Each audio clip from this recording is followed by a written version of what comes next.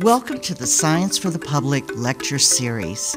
Science for the Public is an organization committed to bringing science information and issues to the general public. Visit our website for our program listings and blog.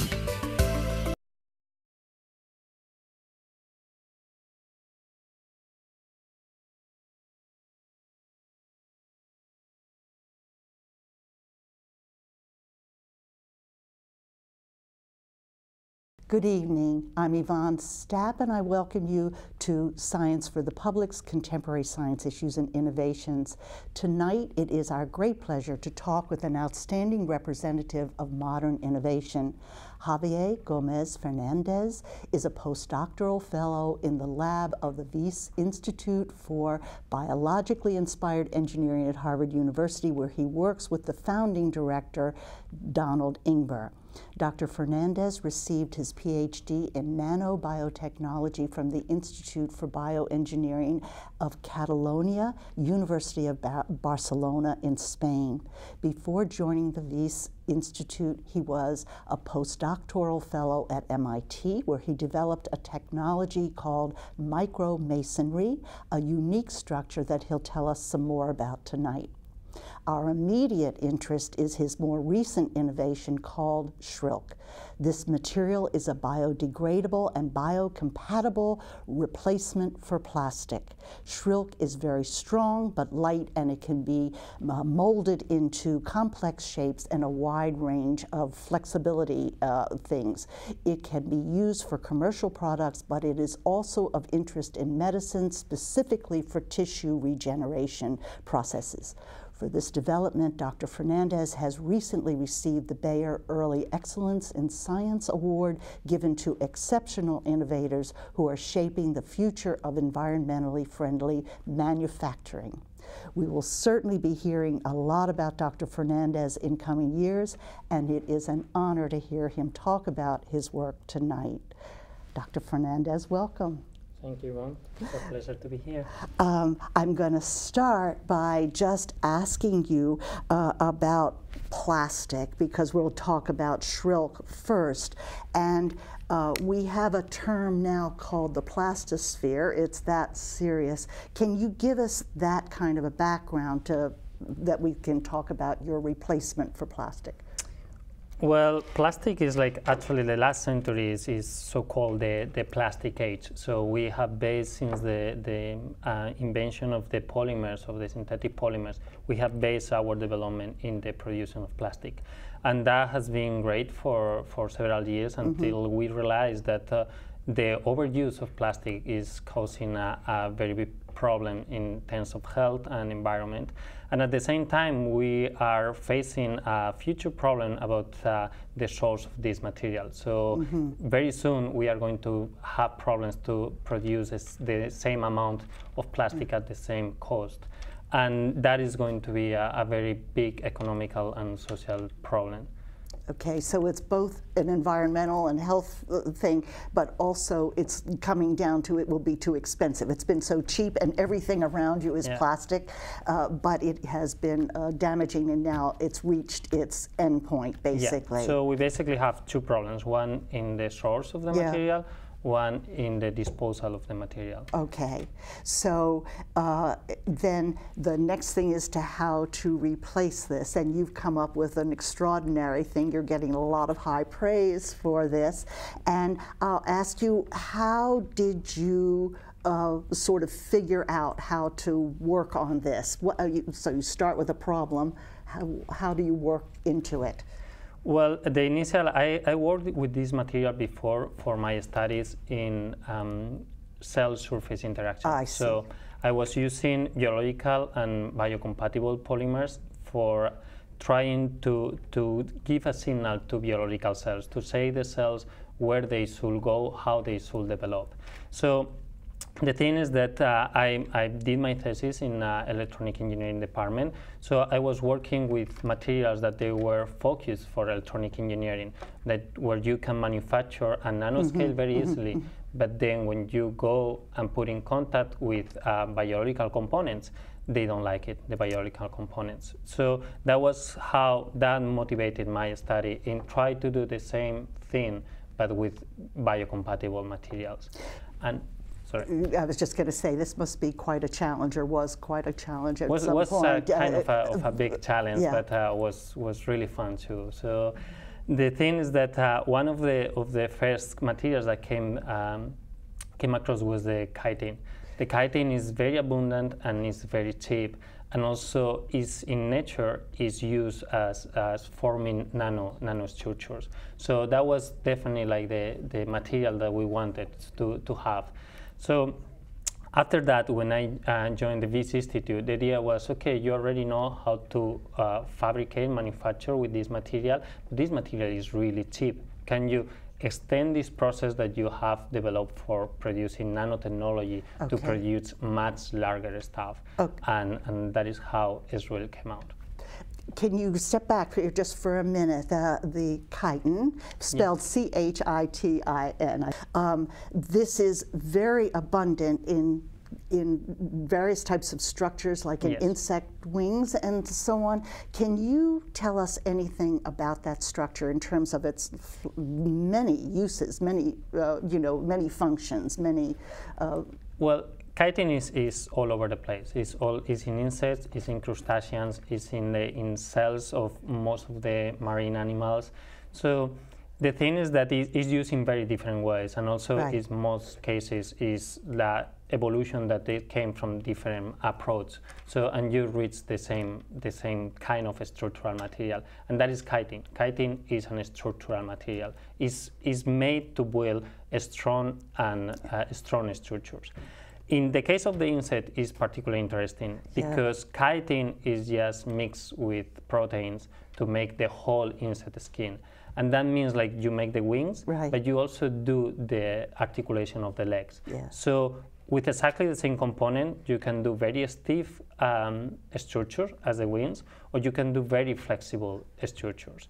And that is why it's so interesting, because it's a material that has really all the broad spectrum of mechanical characteristics with one single molecule. Yes, I want to make sure that even with very stiff wings like beetles and transparent, very light wings like mosquitoes or something like that, it's the same kind of material. And but it's also in the joints and other structures, right? So it takes different forms, but it's this material.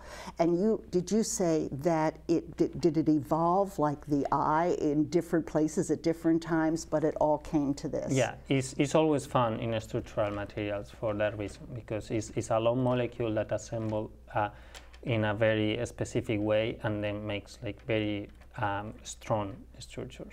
In your field, were you just aware that this material was out there, or do you look at different materials? You say, I want to do X, and I look at these different things? We look at very different materials, but as I said, is that chitin is making like nanostructures. For example, in the wings, in order for them to be hydrophobic or even to have optical properties.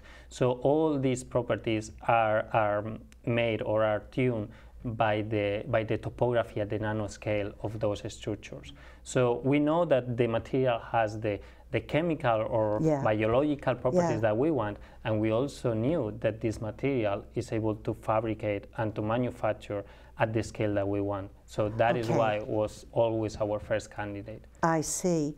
So it was a first candidate. You knew that. And then when you set about to develop this for things that we want to replace in products, and you had other uses for it as well, was that very different from, say, designing an insect wing? At the beginning was really different. So the main thing is that this material came as a mistake, I will say, because what we were looking is that all this difference between the stiffness in different parts of the insect body, they depend on the amount of water of the material. So depends on how much water you have at molecular scale. So you can have like different mechanical properties and different stiffness. So the problem is that we were trying to do materials that they are as plastic, right? So you cannot consider that your material is as plastic if when it gets wet, it changes the mechanical properties. Right. So that was our first bad result. So then what I did, I am in a bio-inspired institute. So what I did is like try to look in the physiology of the insects, is like how they do in order to prevent this, right. How these insects do for prevent that the rain or like water is going to change their skin properties. And this was like just months inside the zoology department in Harvard, like learning about physiology of the insects and crustaceans. And the thing is that this material always is associated with a protein that is very similar to the proteins that made the silk. So what we decided was to take those proteins, we developed a procedure to extract them from the silk and try to combine them. And the result was again negative. So our material was really bad, and also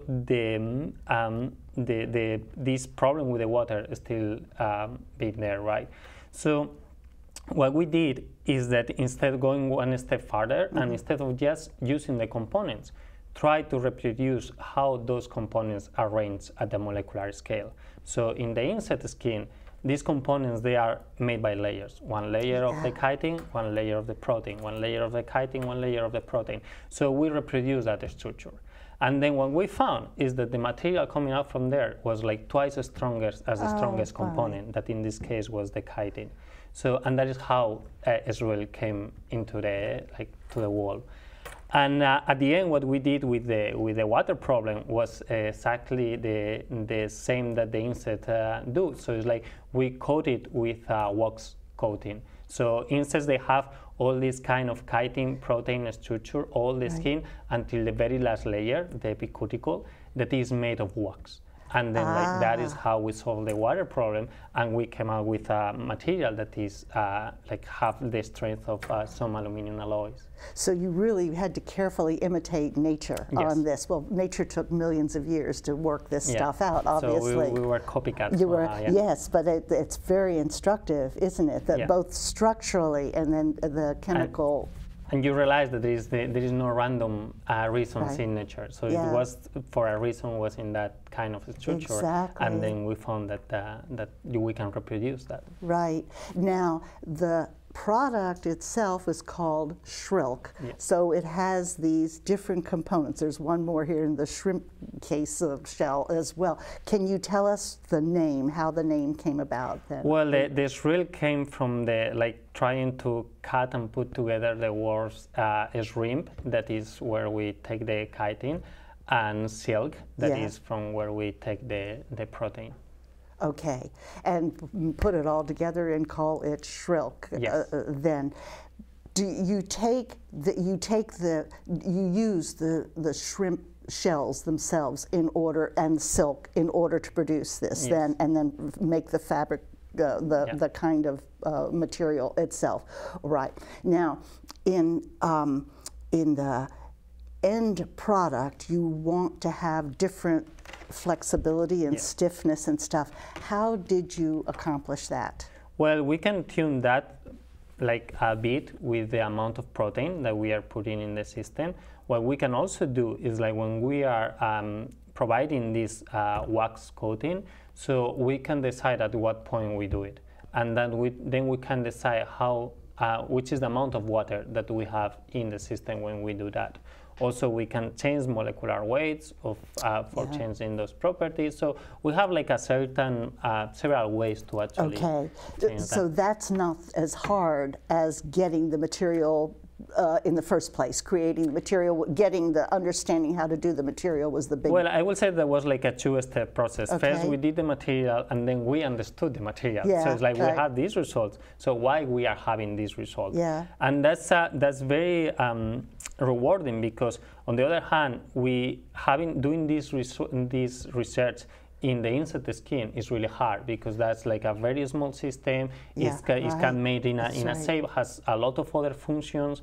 So, but we have a system that we can control very well. So the next step was like to understand why these molecules, when they are put in this way, and they produce this kind of like outstanding strength, strong material. And then when you already know that, then you can start working in changing the properties that affect the material to get the different flexibility, I guess, is what the different other features about the thing. And so in terms of what you could produce, well, put some images also into the videotape when we do it, but these are products of this, right? And the beauty of this is that it's cheap to produce, and also that it's biodegradable. And can you tell us anything about these? Are they as strong as, say, that plastic bottle? Or right now we have, let's say that when we produce Shrilk, we got like a lot of feedback from the industry. We got like a feedback basically from people from the medical environment and people from the manufacturing environment. So of course the needs were really different. People from medical, they are like really focused into the biocompatibility, what happens when you put this in the body, how reliable is the whole process. So the people from manufacturing, they were like very worried about cost, for example. How do you manufacture this at larger scale? So one of the things that we did, one of the first decisions, was to try to like lower the cost and simplify the manufacturing of the material. And that is how we start doing these plastic caps. So for doing that, also we sacrifice part of the strength. So this material is much stronger than this one, but this one is stronger than that one. Even though it's also, they're both very lightweight and stuff, but this is stronger in the end. While you're on that, and then I want to talk about the medical application of this, is there a problem with scale? Like, this is plastic. Lots of things are plastic that are all around us. Everything is plastic. And you would want to develop stuff. Is that a problem once you get to larger scale of? Well, it's a problem for us now because we are working in a lab.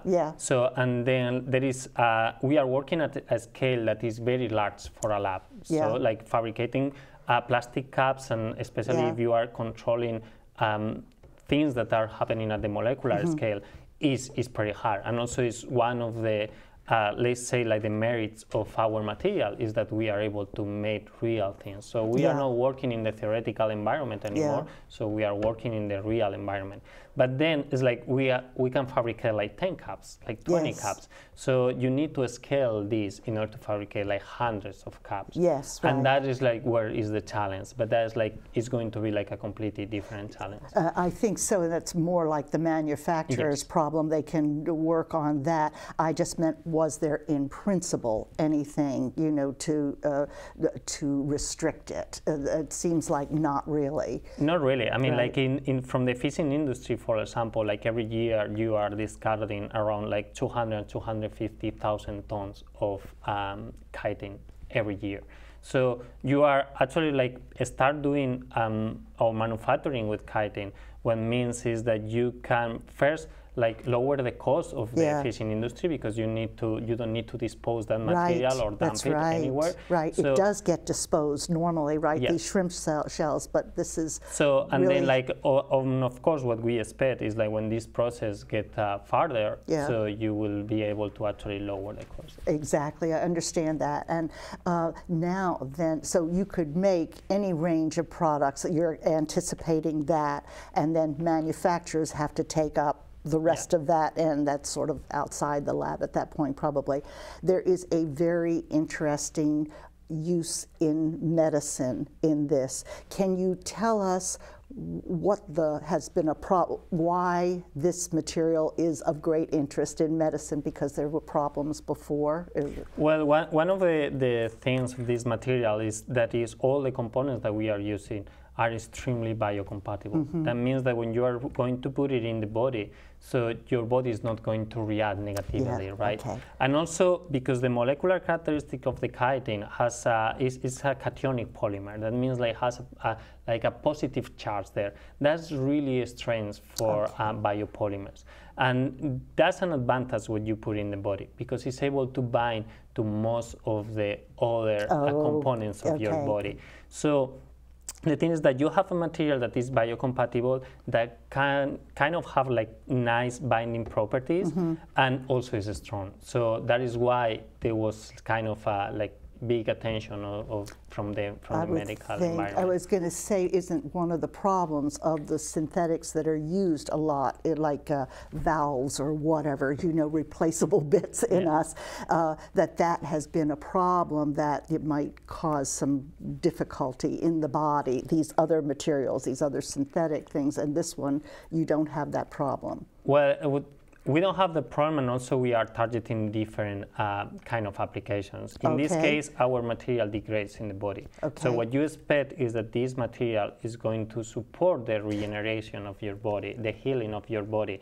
But then when you have grow your own structure made of your own tissue, then these materials should disappear from your body. But not in a negative way, not in a damaging, I guess that's what I mean. That's right. So I'm sure there's a lot of interest in the medical community about this. Is there anything similar to it in the medical community? Is this like a real one singular thing? Well, I would say, like, in terms of strength, we are really good. So there are a lot of biomaterials out there that they are, I mean, the whole tissue engineering is based in being able to replace the function of one function of your body with a different material or a different component. So there is a lot of research, and there is amazing results in tissue engineering these days. So I think it sounds like a very exciting area, actually. It is, and also it's very active. So it's like every week or every month you find someone doing or with a result that is really groundbreaking. So right, especially with this nanoscale of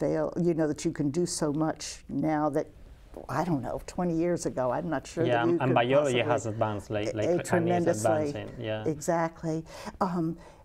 In terms of when you do a product like this, then are there ways for you to protect it? Do you get patents for this? This is less familiar to us in terms of developing products. So how does that work when you develop this, but you don't want everybody running off with it?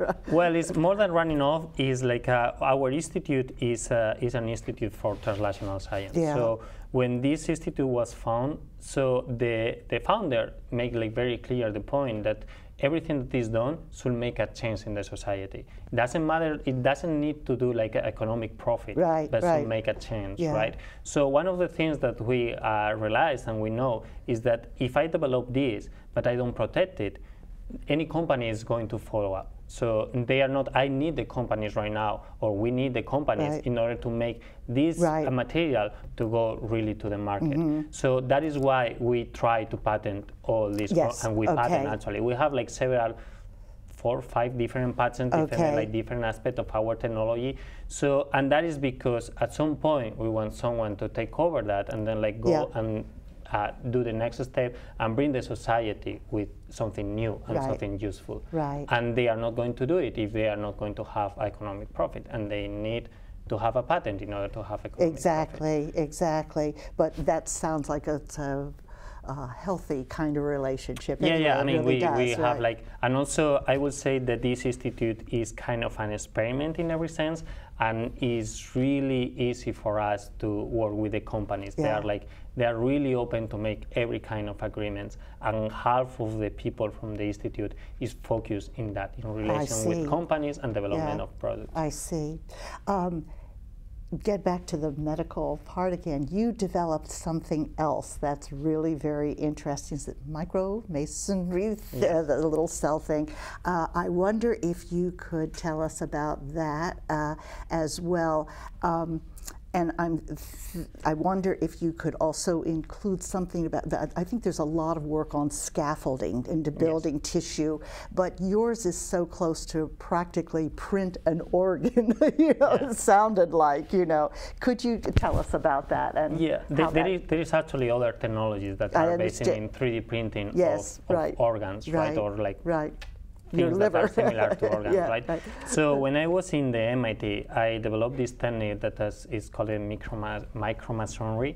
So that basically consists in that when you have cells, like biological cells, coming out from a human, from a patient, so what you need, first thing that you need to do is to break the joints between those cells. So in order to be able to take them out, culture them, expand them, have more cells, and then you will take them and then you will use it for a cell therapy, right? So the problem is that there is an obvious step that the cells are breaking those connections and they just make layers. And that is what you have in the lab. So I came with this solution that is making or encapsulate the cells in small cubes, small cubes of a biopolymer that they are made exactly in the same ways as you do electronic engineering. You shine some specific light on a material and this material hardens, right? So this material is loaded with cells.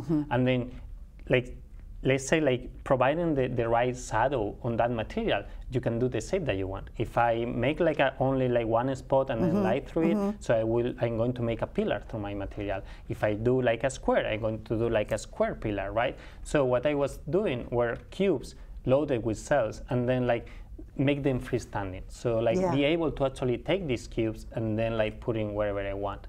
And I did that with capillarity forces.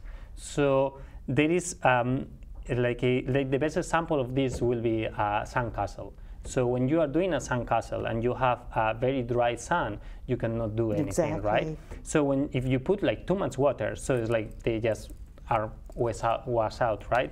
But if you have the right amount of water, then it's sticky and you can make a sandcastle. So this is because in between these sand grains, you have water that is keeping them together. And that is exactly what I did with these small cubes. So I provide them a way to stick together. And instead of using water, what I was using is this polymer that when you illuminate it, hardens. So you first make them to join each other, and then you illuminate them, and then you have the structure. And you can do 3D structures. We were doing tubes, we were doing spheres. Was kind of I think that would have been tremendously exciting because I'm not sure how much of this stuff has been done in 3D. Is that true? It's been really complicated structures. Well, the thing is that the people right now is doing 3D printer, right? The problem that you have is that the definition of that.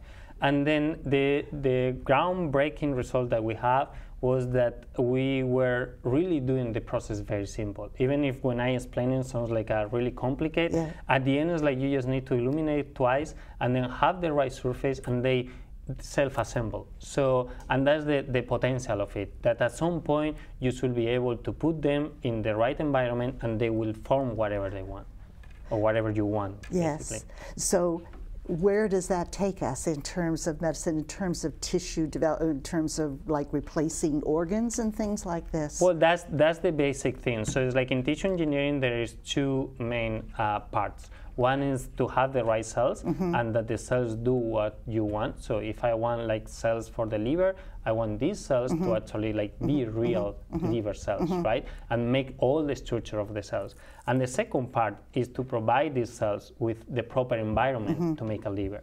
So what we were working was in this second part, providing these cells with the right environment for making a liver, and then be able to put them exactly in the place that they need to be. But then it's the second part. These cells need to grow, need to modify the material, need to make the real liver. And do you think this is all, it's going to come out right in the anti-RHS? Tissue engineering is going to explode, so, yes. And it's exploding, I will say. Yes, I've seen different variations of what people are doing on this, but I thought this was really singular. This is really unique. I would say that the difference is that we are not using a scaffolding and then trying to grow them thing. And they like grow wherever they want. So we were like this is more direct. Yes. And also we are able to control who is your neighbor. In the body is really important. Who not only what kind of cells you are, is also which cells are surrounding me. Because if the cells that are surrounding me, they are different, maybe I decide to developing something else, right? Right. So, and in this case, what we are really, we have like a very good control of who is at your side. And that's really important when trying to make the cells to develop in a specific direction. This is really fascinating that you can do both the biological end and then product kinds of ends too. Yeah, at the end it's like you have this kind of historical fields in science. When you are in science, you realize that everything is the same. So you cannot say like materials science is still here and biology is still here. So it's like everything has is under the same This seems rules. very much a trend, especially today. There was a time when people had their little tiny specialties, you know, or something, but it's out of the box now that everybody, as you said before, you seem to have to be learning, sometimes from the ground up, you know, a whole new field all the time. And you have to have, well, a lot of scientists have exactly that mentality. They enjoy that. That's a lot of fun. But that is a lot of work, isn't it? But well, I mean, it doesn't feel like work. I mean, if you are enjoying it. So, but yeah, definitely. I mean, I have been here like doing science since I was 17, right? So I'm professional since I was 22. So that means that it's a lot of years doing the same. Well, the same. What would you like to be doing? I mean, what's like a next project, or what are you working on now? Well, what I'm working now is like we have like many projects ongoing right now, but it's like, for example, we are producing an artificial skin right now that is really for burns, actually, for people with a really bad burn. And that's been very rewarding and very fun too. And that is like what I'm doing right now. In the future, I have this idea that is like, we can take materials to take ideas from biology and make new materials, right? But I definitely think, and this is connected with the micromasonry too, is that there is potential to integrate all the biology components in the material. So we are just starting to explore the field of biological materials. But biological materials are much more than glass caps. Biological materials in the right, if they are done right and they are done like as nature does it, so they can regenerate, they can grow, they can adapt, they are alive, right? I definitely think, and that is my research direction, and this is my vision, is that at some point all the stuff that we are doing will have these properties too, that you can really integrate biology into material science. Yes, that seems to be very much the direction. I'd like to just ask very quickly about the skin thing. This is, a lot of people are working on skin now, and that is evidently very complicated, but you're working on it with the micromasonry approach. Is that correct? And something different. It's completely different. Oh gosh. So is that, and also I cannot like give too much detail obviously about this, but it's like it's the way we are developing is a spray basically, so that actually attached to the areas that has been like exposed, damaged, but then doesn't attach to those that are healthy, and then produce an antibacterial coating and artificial skin there. And the good thing, or the let's say like the most impressive thing of the whole system is that you can paint it. Basically, it's like works as a spray, and you basically paint the person with the artificial skin. That's quite amazing. That's especially quite amazing. with I mean, this is very experimental, but it's really right. But that is several jumps beyond what I'm familiar with. Certainly, in that it seems like people. It's really, I mean, this like painting skin has been in the mind of scientists, and there are like several groups working in different approaches for exactly with the same ideas. Right. This is very exciting, very rewarding too, because you're really helping people with a lot of the things that you are doing. What would you like to do if you could do anything now for the next 5 or 10 years? Is there anything before we back off that you would like to work on that you haven't worked on? And I think I'm working on You're what happy. I want to do. Yeah, yes, so, but you do get to do whatever you want to do. Basically. Yeah, I mean, I will say that that's in my case and in general in scientists, you are very free to decide on your direction. As you say, there is like certain point that you are just making a new, very characteristic line of research, and you are not more following a very specific field with a very specific name. And that's more or less, I mean, at some point you just look back and then you see like your path was like a kind of weird, but exactly. Exactly. I expect you will get a lot of prizes down the road, and we'll see you again very famous, but you certainly will be along in that line. So. Okay, I'm going to turn it over for let people talk to you, questions here, and I really appreciate your giving us this wonderful tale about these materials. Hello. Thank you for your nice presentation. I have a question about the physical properties of the Shrilk polymer. What is the melting point when you heat it? At what temperature does it melt? Can you put hot coffee in those cups, for example? And then also, at what temperature when you heat it does the polymer decompose? So is that the polymers that we are using and most of the properties that it has is because it has a very well-defined crystal shape. So it's very crystalline polymer. So that means that there is no obvious melting point. There is no glass transition temperature, there is no obvious melting point. So you will reach the carbonization of the polymer at 200 something centigrades. So, and Celsius, sorry. And that is when you basically destroy your polymer. Okay. So what temperature range can you process this to put it into a shape like a cup? Well, we actually don't use temperature for putting, making the shape of a cup. We play with water content in order to change the shapes of our material. And we we move in a range of temperatures in order to do the things that we do that are maybe around 60, 80 Celsius. We move in that range in order to tune up or vary a little bit the viscosity. But basically we have an approach that is not common to the So the water content determines the viscosity? The what? The water content determines the viscosity? Yes. Okay, that's pretty cool. Okay. You related your work to building with sand and how you need to have the right amount of water and the right amount of sand in order to make it work. As you said, it has much medical promise. If you were to build an organ or a liver, what kind of work does that take? Like, what kind of resources does that take? Resources in terms of? Well, just what kind of work goes into that? So what kind of work? So you mean in terms of time, people doing it, or?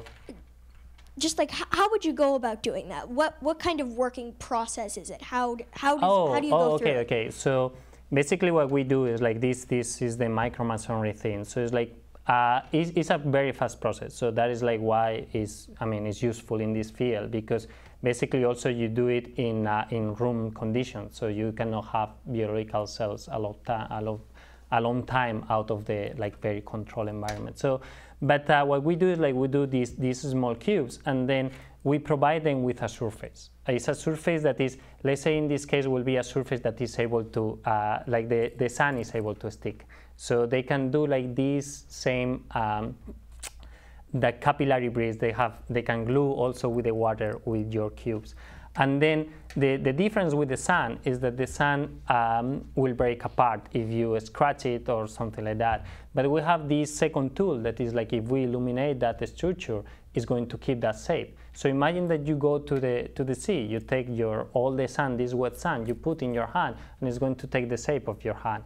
And then you can make that harden and get like a stiff and then be solid. So that is what we do, like illuminating it. And that is how we build like large structure with this approach. We give them the specific shape, they arrange around the shape, and then we fix that shape. Thank you.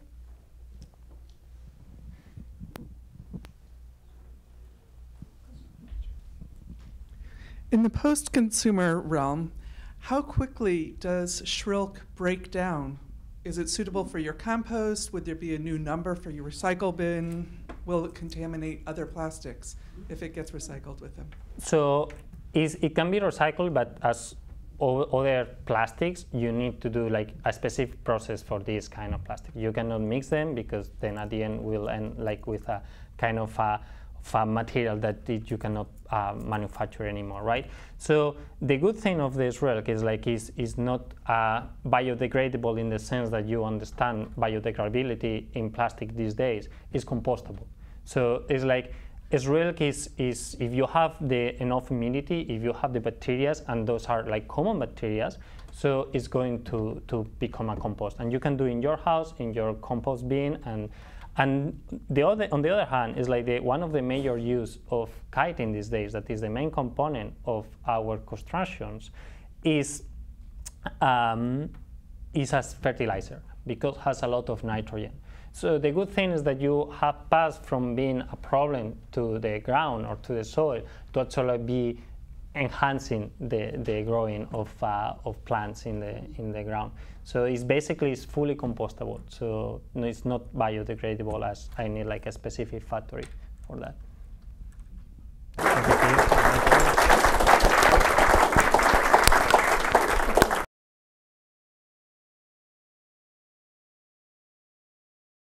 Okay, my background is in fundamental physics, and I have a master in nanotechnology in Sweden.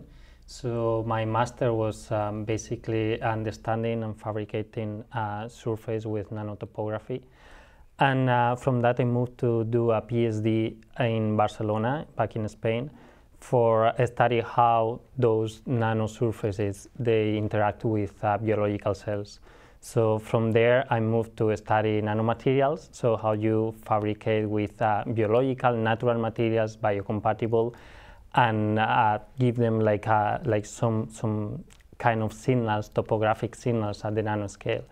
And then from there I moved to the US and then to the MIT and did some research there in tissue engineering, and now I'm doing research both in tissue engineering and also in sustainable materials.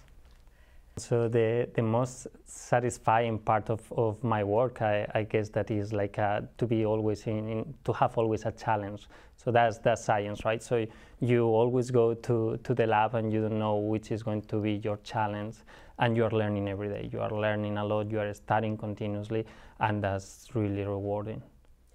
You need to have a lot of that, and the thing is that many times you need to address a new field from scratch. So you can be afraid to learn like a new thing. So my background is fundamental physics. I have spent hours, days, months in the zoology department in Harvard studying old books. So it's always like you just are learning from scratch new things, and it's a never-ending process. I will say that the bad side of being a scientist is everything that is not related with science. As a scientist, you need to fill tons of paper that maybe they are not like continuously or they are not directly related with your science. You need to apply for money. You need to figure out things that are more administrative rather than doing pure science. And that's like, let's say that's something that you need to do, but you don't want to do.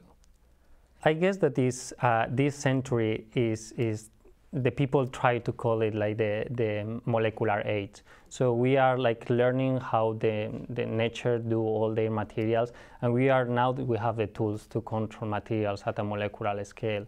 So this is going to completely change how we fabricate, how we manufacture these days. And how I see how the field is going to develop is that in a very short time we will be able to make materials with very different levels of structuration of manufacture, and then from the nanoscale to the like real shape of the thing that you are fabricating.